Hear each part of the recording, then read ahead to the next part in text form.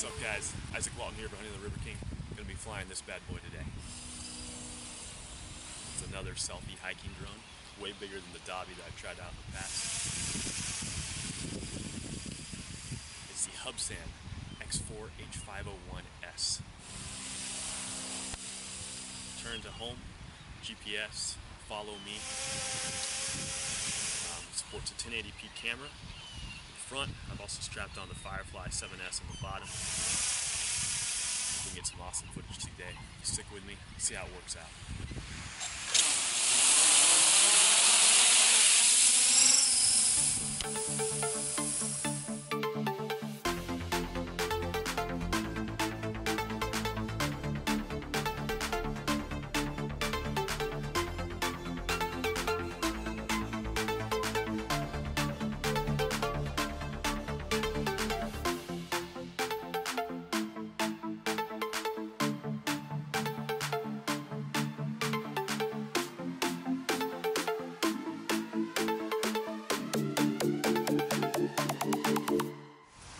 So I'm flying it right now, having an absolute blast.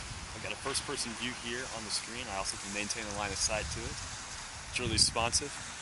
I've got one antenna here for the radio transmitter and one on the front as well for the 5.8 gigahertz FPV that I'm getting the live feed from what it's looking at right now. As I mentioned, I've also got the Firefly on there. It's going to decrease the battery life a little bit. So far, no problems.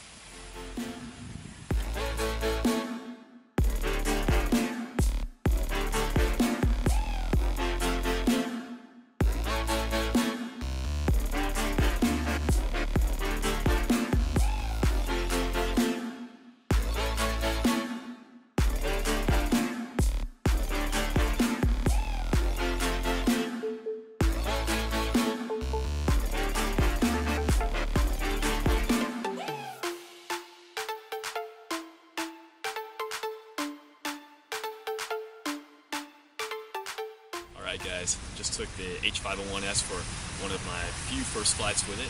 Had an absolute blast. It's really responsive. Being able to see it on a first-person view screen on the actual transmitter is an amazing plus. It's like having a Phantom, but for a fraction of the price.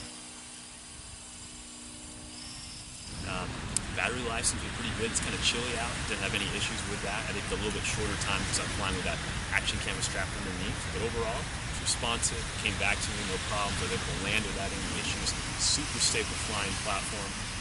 Really love this design here.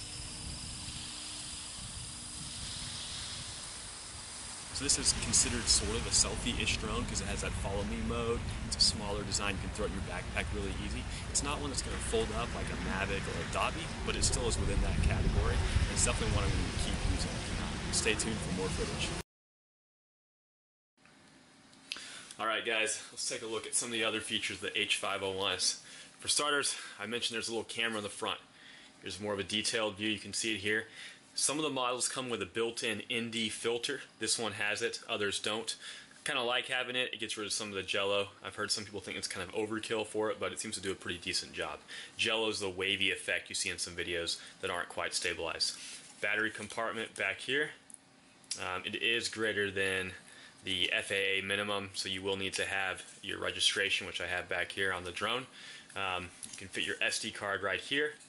And pretty nice smooth surface, easy to strap on an action camera to the side here, okay? Right here's the controller. It's a beast, all right?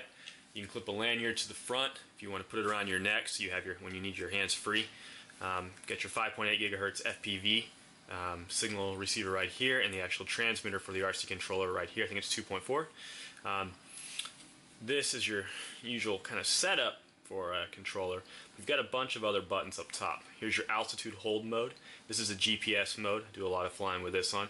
When it's off, it's pointed down this way to turn on, flip it up that way. Okay. Return home mode is right here. Really neat feature. And then this one right here, I believe, is the follow me mode, the B mode. You turn that on. I think you also need GPS mode on as well.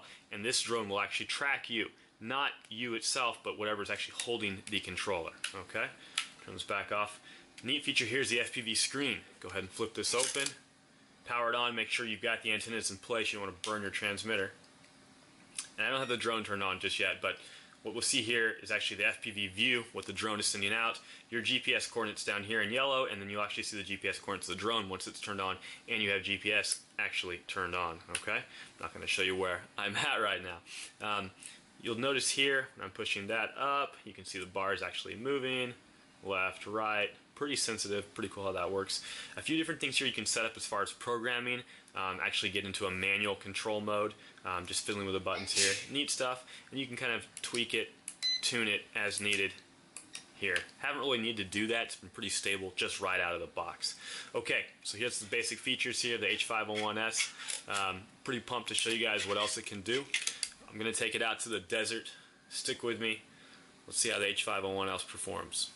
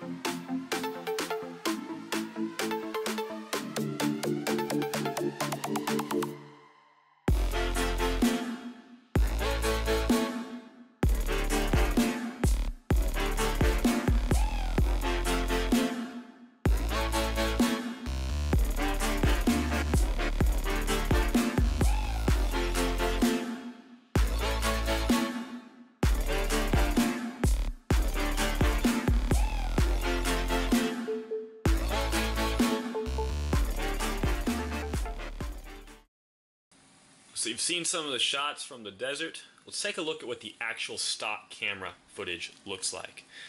My thoughts on it, it's not that great, but it's not terrible either. It absolutely has to be stabilized using either your video editor or the YouTube stabilization system. Even the footage you're getting just from a camera attached underneath will need some stabilization. The Get Up 2 stabilization does a good job of getting rid of a lot of the bouncing, but you'll need some additional stabilization simply because while this is a great drone and it's pretty stable, it does not have a gimbal and it doesn't have any built-in electronic image stabilization, so you are going to have some bounces and jumping around. If you're okay with that, don't worry about editing it. You don't mind footage that's moving around a bit, that's great. For me, I want that nice smooth footage, and I got to do the editing for that. So don't expect crazy image quality from the built-on camera here. It's light years ahead of those little cheap ones you'll get in a $20 camera 720p one. This actually shoots in true 1080p and takes some half-decent photos as well. But honestly, to get the best video and photo quality from this, I think putting on an extra action camera here is your best bet. So let's take a look at that footage. The footage I'm showing you now is going to be footage directly from this little camera here, stabilized and edited a bit, but otherwise pretty close to what you're going to get from here.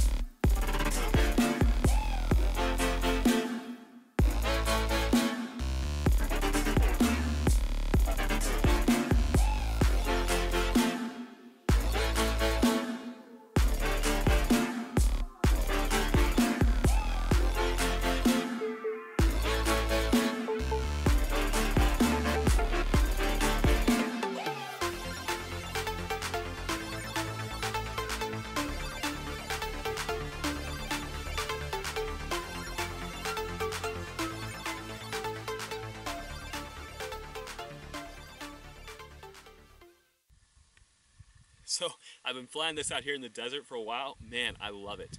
Flew it at the beach earlier, flew at the desert, a few other locations. This is an amazing drone. It's almost like a mini Phantom with a lot of similar features for much less than the actual price of a Phantom. For a Phantom, you'll pay upwards of $300, $400, somewhere in there for the Phantom 3s.